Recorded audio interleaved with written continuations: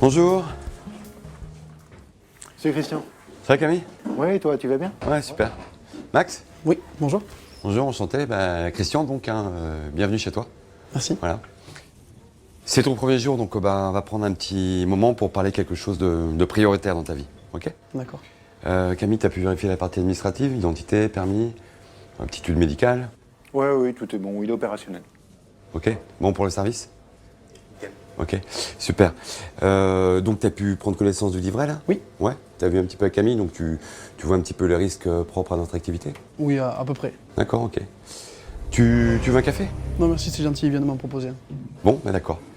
Bon, donc du coup, on va parler de comment rester en vie sur un chantier.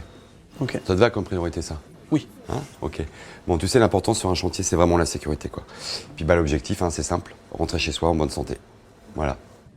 Tu connais les EPI?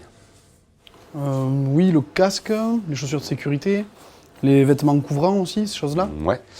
Gilet haute visibilité ou t-shirt haute visibilité également. Hein, en complément, tu dois toujours avoir à ta disposition effectivement des gants de protection, des protections auditives et puis des lunettes. Hein, d'accord? Oui, pour en revenir au casque, il faut que tu le portes en permanence, sans exception. D'accord. On est d'accord? On est d'accord. Très bien. Bon, aujourd'hui, on va voir quels risques tu peux encourir et comment les éviter. D'accord?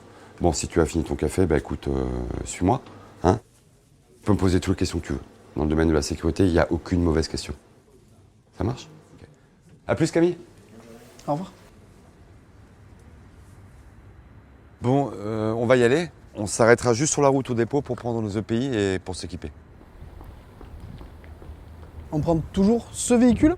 Alors, on a plusieurs véhicules. Hein. Mais de toute façon, quel que soit le véhicule, par contre, tu dois toujours te poser la question, avant de le conduire, est-ce que je peux conduire ce véhicule? Ok. Est-ce que je suis en état de prendre la route? D'accord? Bon, celui-là, moi, je pense que je peux le conduire et je m'en sens capable, en tout cas.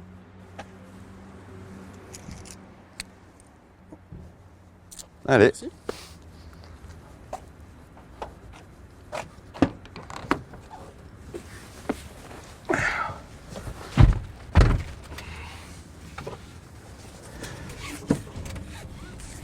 Alors, qu'est-ce que soit le véhicule qu'on prend? Tu t'en doutes, on n'échappe pas aux règles avec les véhicules de l'entreprise. Ouais. Ok?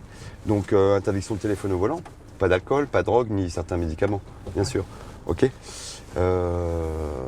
Voilà, là on est bien installé, donc écoute, voilà, on a juste à régler son poste de conduite et c'est parti. Ouais, on est bon, ok. Hop, attends, tu vois le convoi qui part juste avant nous là? Ok, laisse-le partir, tu vois, il faut respecter la distance de sécurité. D'accord. Là, je suis bon. Tu peux y aller, vas-y. Doucement, voilà, super. Ok.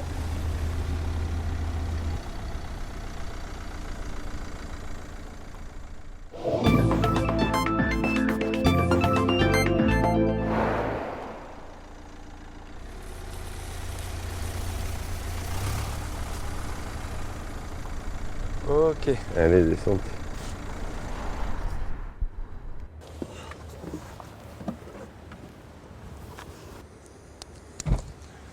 On y est, chef? On y est.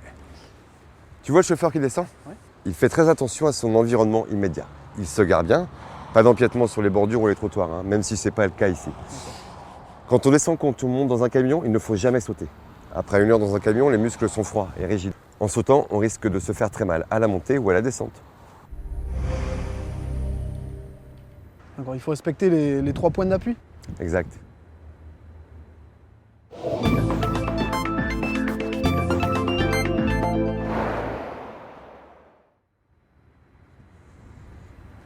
Donc là, on arrive sur une zone de chantier.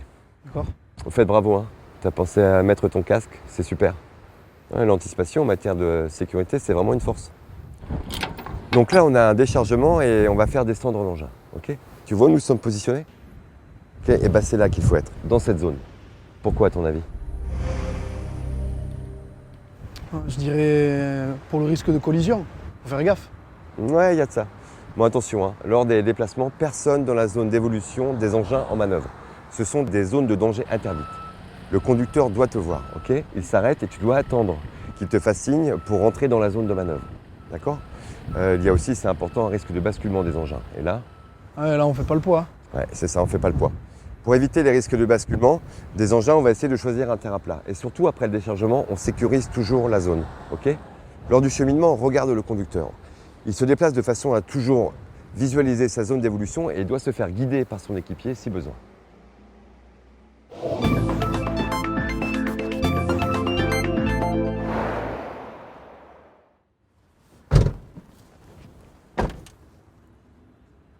Quand on arrive, bien sûr, on est confronté à différents risques. La première chose, c'est de prendre le temps nécessaire pour lever les yeux et observer. Okay. Ça permet d'effectuer en visuel, d'identifier les risques liés au chantier et à son environnement. Le cheminement, les réseaux présents, l'implantation des sondages, l'alimentation en eau, la coactivité, l'identification des réseaux. Ça te parle ? Il y a des couleurs spécifiques? C'est ça. Pour chaque intervention, il y a une déclaration de projet de travaux, la DT, et une déclaration d'intention de commencement de travaux, la DICT, qui oblige les exploitants de réseaux à nous fournir les données d'implantation des réseaux. Sur ces plans ou sur le sol, les réseaux sont identifiables par un code couleur. Jaune, gaz, bleu, eau, rouge, électricité, orange, produits chimiques, marron, assainissement et pluvial, violet, chauffage et climatisation, vert, télécommunications, rose, multiréseau et blanc, zone de travaux. Il y a des réseaux un peu partout. Il y a également une information importante sur le plan des réseaux. Sais-tu laquelle ? L'échelle? Oui. Ce qui te permet de vérifier l'implantation avec ton coach. Et également la classe de précision de localisation des réseaux. Classe A, incertitude inférieure à 0,50 m. Classe B, incertitude inférieure à 1,50 m. Et classe C, incertitude supérieure à 1,50 m. Selon les ouvrages, il existe des nuances de distance dans ces différentes classes. Tu verras ça par la suite, lors de la formation AIPR qui est obligatoire et te donne l'autorisation d'intervention à proximité des réseaux. Il ne faut pas négliger les réseaux aériens. Qui dit réseau aérien dit possibilité d'arc électrique avec le mât de la foreuse. Il faut respecter la distance de sécurité selon l'intensité. Si la tension de la ligne est inférieure à 50 000 volts, la distance de sécurité minimum est de 3 mètres. Si la tension de la ligne est supérieure à 50 000 volts, on a une distance de sécurité minimum de 5 mètres. La puissance de la ligne est indiquée sur des plaques métalliques au pied de pylône et il faut toujours demander confirmation à son chef de chantier. Tu sais, on a un devoir d'alerte en cas de risque et on peut aussi user de son droit de retrait. Dès le premier jour? Pour être franc, si le risque est avéré, oui. Bon, et si tu t'en doutes, l'implantation des points est réalisée en respectant les plans de réseau. Ok ? On va aller vérifier. Alors là, on va lever les yeux et on va aller baisser aussi. Comme je te le disais tout à l'heure, hein, on a un réseau aérien et on a un sol, donc il faut vérifier l'état. Ok ? Effort minimum pour une sécurité au max. Attention, chef. Quoi ? Il y a un fossé juste derrière vous. Ah, bien vu, merci. Et tu sais, le risque de chute est très courant chez nous. Hein. Que devons-nous faire dans ce cas-là ? On va identifier le fossé en mettant des barrières. Exactement. Baliser la zone à risque. Okay ? La foreuse et les opérateurs peuvent passer par ici. Okay ? Le repérage du site est primordial. Et le faire à deux permet de compléter les points de vue. D'accord ? Plus tu identifies des dangers potentiels et plus tu réduis le risque qui se produisent. Tu l'as confirmé à l'instant. Merci encore. Bien, nous avons vérifié l'implantation donc, de notre forage. Nous avons identifié le cheminement. Nous avons aménagé notre zone de travail et balisé la zone à risque. Ok. Nous allons pouvoir commencer notre mission. Allez, suis-moi.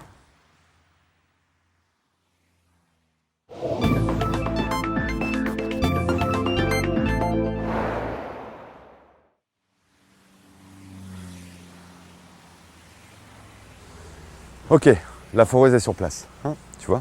Mais avant tout, on va se donner une consigne. Faire attention à soi, bien entendu, mais aussi aux autres. La vigilance partagée, ça doit être un réflexe, ok ? Les hommes et les femmes travaillent ici toute la journée. Donc on a balisé la zone et on l'a aménagée. Aménagée parce que tu peux être amené à porter des objets lourds, d'accord ? Donc, tu dois te positionner au plus près de la charge, plier les jambes, garder le dos droit et remonter en posant sur tes cuisses. Si jamais tu te penches sans plier les genoux, en faisant le dos rond, tu vas te pincer les disques de la colonne vertébrale, ok ? Et à force, tu auras très mal. Ouais, on a un risque de TMS. Exactement, un risque de TMS. Et ça, c'est lié à des mauvais gestes et postures pendant ton travail. D'accord ? Dès qu'on peut, regarde, on porte à deux.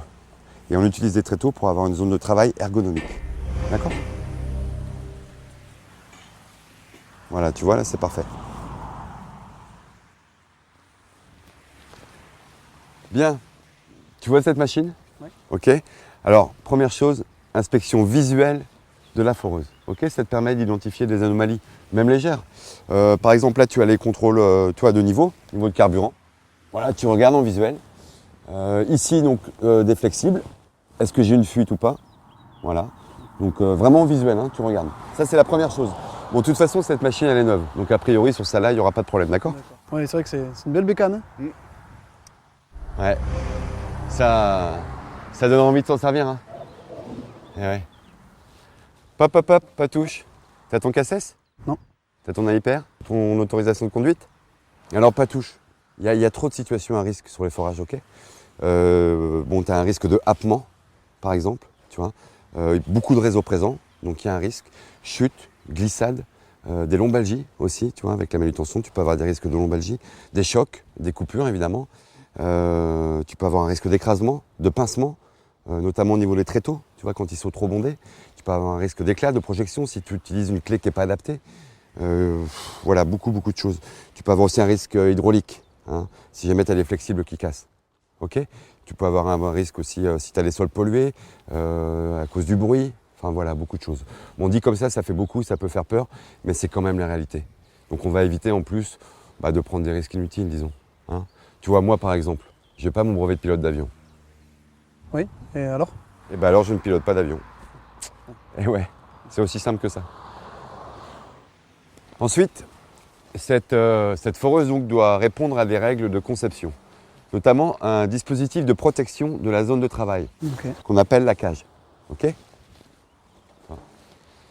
Ici, tu as des plaques sensibles. Tu appuies et ça s'arrête. D'accord. La machine ne tourne plus. Ok? Alors, la conformité à ces règles techniques, elle est matérialisée par l'apposition d'un marquage CE sur la sondeuse, ici. Hein? Et puis ici, là, tu vois, tu as le macaron de conformité. D'accord, c'est un peu comme le contrôle technique de la voiture du coup? C'est un petit peu comme un contrôle technique de voiture. D'ailleurs, ici, tu vois, tu as un petit coffret et carnet d'entretien de la machine. Ok. Que tu laisses dans le coffret. Avant chaque intervention, ok, il faut vérifier les organes de sécurité essentiels. Ok, donc c'est assez simple. Tu vois ici, tu as 2 arrêts d'urgence. D'accord. Voilà, ils sont ici. Ici, tu as une vérine lumineuse et tu vérifies toujours la cage. À propos de la vérine lumineuse, lorsque le voyant est orange, la machine est en déplacement. S'il est au rouge, la rotation de la machine est en mode nominal. C'est-à-dire que la cage est fermée et la vitesse de rotation et de translation est rapide. Si la vérine est jaune, la rotation de la machine est en mode réduit. Cage ouverte et vitesse de rotation, translation réduite. Dans tous les cas, le matériau utilisé doit être conforme et en état. À propos des sondeuses, on peut s'approcher un petit peu maintenant que tu connais les règles de base. Donc, on utilise 3 techniques principales, avec chacune des risques, évidemment. Règle d'or, on travaille toujours en équipe, ok? Jamais seul, toujours à 2. Et on doit toujours mettre ces protections anti-bruit, d'accord? On doit aussi se regarder, communiquer, et aussi, c'est important, faire très attention à la position des mains de l'opérateur en action, ok? Hop, hop, hop, interdit. On ne s'approche pas des organes en rotation. Personne à proximité des outils en rotation pour éviter les risques de coupure, de happement ou de pincement. D'accord. On ne peut pas prendre l'échantillon quand ça tourne et on ne nettoie pas non plus, bien sûr. Ces opérations doivent se faire rotation et translation à l'arrêt, hors manipulation des commandes de la sondeuse. En rotopercussion, la détermination des couches géologiques se fait par interprétation des paramètres de forage sur des profondeurs plus importantes. Le danger peut intervenir lors de la remontée et déblocage du train de tige. Risque de pincement, d'écrasement au niveau des freins de tige, visibilité de la zone de travail et travail en équipe. Il y a un risque de projection si on n'utilise pas le bon outil. Bonne clé, bonne tige comme on dit. En plus, il y a des poussières, lunettes et masques indispensables. Enfin, lors du carottage, qui est une technique de prélèvement d'échantillons intacts, au moins 2 risques supplémentaires.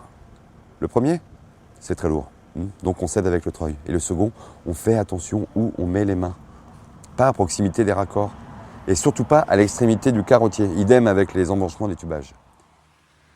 Vigilance maximum. Le maître mot, c'est communication. D'accord? D'accord. Entre nous, pas avec ton téléphone. Ah, bien sûr, il est indispensable quand on est isolé, ça c'est sûr. Mais par contre, il ne doit pas nous déconcentrer, d'accord? Si tu dois passer un coup de fil urgent, ok, on arrête tout. Plus aucune machine ne tourne. Oui, prendre des risques, au final, c'est le faire prendre à tout le monde. Bravo, c'est exactement ça. Et bientôt, c'est toi qui vas me faire la visite sécurité, non? Si on fait de la prévention, c'est qu'il y a des risques, ok? Chaque consigne a sa raison d'être.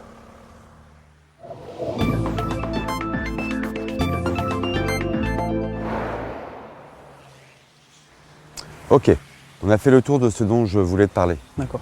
Il est l'heure de partir, on va quitter le chantier et tu sais que ça peut être un sacré bazar. Donc on va... On va ranger notre chambre en fait. À nouveau, comme à notre arrivée,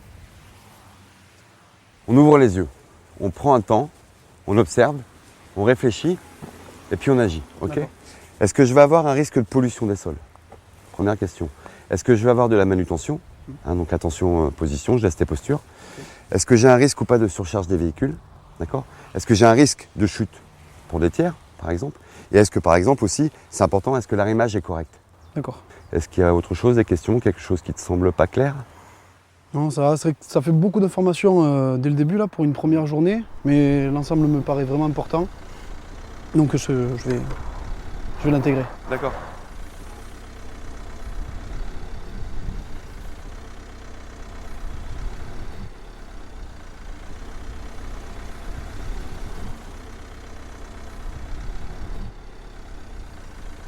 Bon, alors moi j'ai une question subsidiaire, Ouais. mais qui prédétermine la fin de notre visite.